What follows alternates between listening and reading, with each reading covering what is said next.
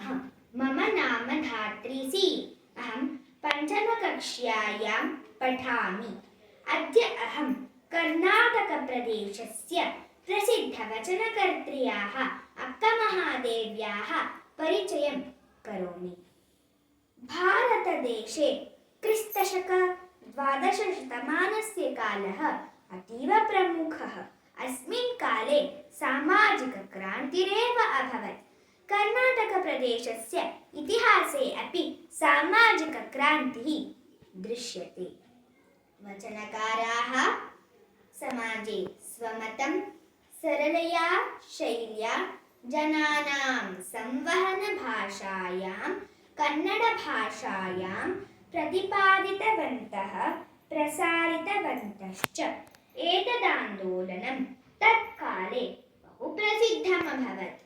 कर्णाटकप्रदेशे शिवमोग्गा जिल्लाप्रदेशे एकः ग्रामः आसीत्, शिकारिपुर इति। तत्रत्ययोः दम्पत्योः अनपत्यता आसीत्।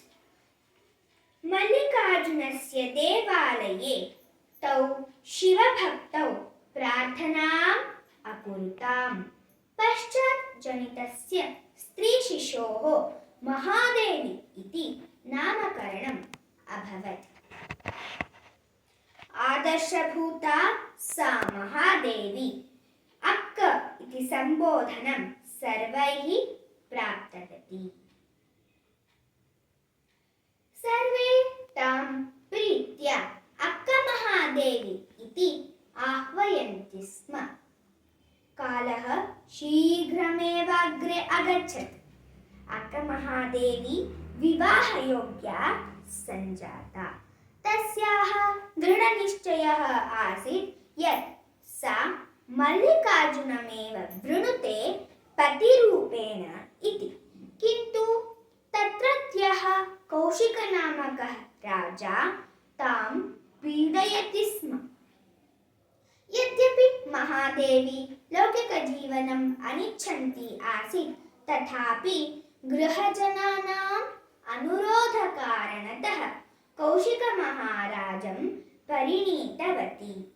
किन्तु तेन सह एकं सन्धिम् अरचयत् यत् सा तस्य त्रयाणां दोषाणां पश्चात् सा तस्मात् दूरं गमिष्यति, तं त्यक्ष्यति इति।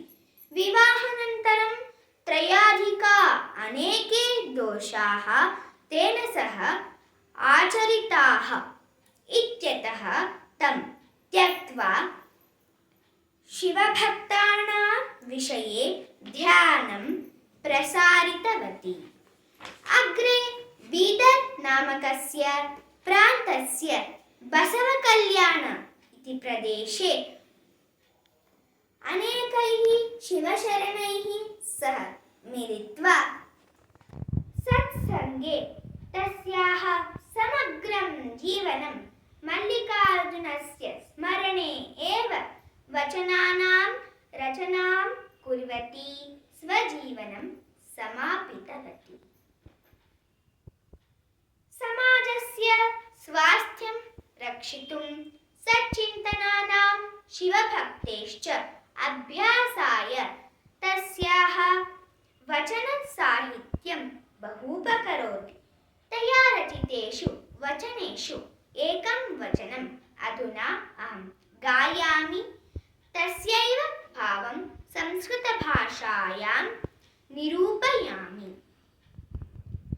ಬೆಟ್ಟದ ಮೇಲೊಂದು ಮನೆಯ ಮಾಡಿ ಮೃಗಗಳಿಗಂಜಿದೊಡೆಂತಯ್ಯ, ಸಮುದ್ರದ ತಡಿಯಲೊಂದು ಮನೆಯ ಮಾಡಿ ನೊರೆ ತೆರೆಗಳಿಗಂಜಿದೊಡೆಂತಯ್ಯ, ಸಂತೆಯೊಳಗೊಂದು ಮನೆಯ ಮಾಡಿ ಶಬ್ದಕ್ಕೆ ನಾಚಿದೊಡೆಂತಯ್ಯ, ಚೆನ್ನ ಮಲ್ಲಿಕಾರ್ಜುನ ದೇವ ಕೇಳಯ್ಯ, ಲೋಕದೊಳಗೆ ಹುಟ್ಟಿದ ಬಳಿಕ ಸ್ತುತಿ ನಿಂದನೆಗಳು ಬಂದೊಡೆ, ಕೋಪವ ತಾಳದೆ ಸಮಾಧಾನಿಯಾಗಿರಬೇಕಯ್ಯ.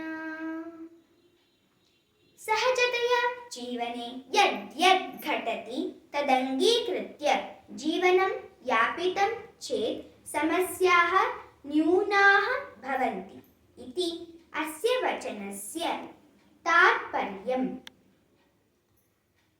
यस्मिन् स्थले यस्मिन् परिसरे यथा वर्तितव्यं तथैव वर्तनीयम्। केवलम् आक्षेपाः जीवनं सुन्दरं न कुर्वन्ति। वास्तवस्य अङ्गीकारः बहूपकारं करोति इति अस्य वचनस्य भावः। धन्यवादाः। विश्वावसुनाम संवत्सरस्य संस्कृतदिवसस्य शुभाशयाः।